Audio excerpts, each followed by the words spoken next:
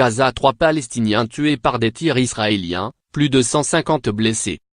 Pour le 5e vendredi consécutif, des milliers de Palestiniens se sont retrouvés le long de la frontière israélienne dans la bande de Gaza.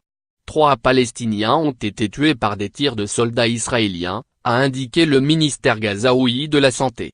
Le décès de ces 3 hommes porte à 44 le nombre de Palestiniens tués depuis le début, le 30 mars, d'un mouvement de contestation massive appelé la Grande Marche du Retour. Lire aussi, Gaza dans la spirale de la violence. Abdul Salam al-Bakr, 29 ans, a été tué à l'est de Khan Younes, dans le sud de l'enclave. 2 autres hommes, dont l'identité n'a pas été communiquée dans un premier temps, ont péri dans l'est du territoire coincé entre Israël, l'Égypte et la Méditerranée. Par ailleurs, 154 personnes ont été hospitalisées après avoir été atteintes par balle ou avoir inhalé des gaz lacrymogènes, a annoncé le ministère de la Santé. La marche du retour a de nouveau mobilisé les manifestants en 5 points différents le long de la frontière, ont constaté des journalistes de l'AFP. Ce mouvement de protestation revendique le droit des Palestiniens de retourner sur les terres dont ils ont été chassés ou qu'ils ont fui à la création d'Israël en 1948.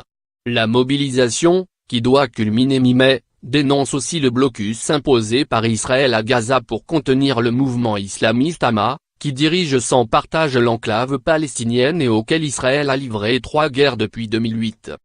La plupart des Palestiniens se sont tenus à distance de la barrière lourdement gardée par les soldats israéliens. Mais des groupes ont défié le danger en s'approchant pour lancer des pierres ou des engins incendiaires sur les soldats ou tenter de forcer la ligne de barbelés déroulée par Israël en avant de la barrière. Les soldats israéliens ont riposté par des moyens anti-émeutes ou tirs à balles réelles sur les manifestants. L'armée israélienne est en butte aux accusations d'usage excessif de la force et à des demandes d'enquête indépendantes réclamées par l'ONU ou l'Union européenne. Elle dit ne tirer que si c'est nécessaire, pour protéger la barrière de sécurité, les soldats et la population israélienne. Elle accuse le Hamas de se servir des civils comme bouclier humain et d'être responsable des morts.